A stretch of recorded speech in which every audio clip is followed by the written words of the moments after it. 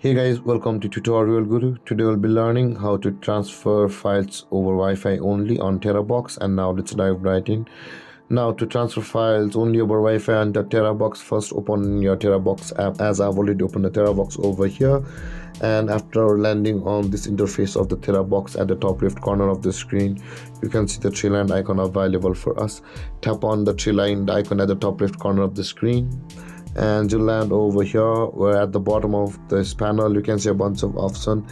There is the settings available for us just above the webmaster. Tap on settings, and you can see the third option that says transfer files only over Wi-Fi over here.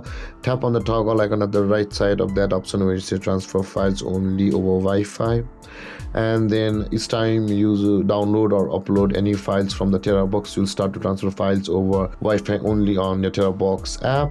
And with that being said, guys, this is how to transfer files over Wi-Fi only on Terabox.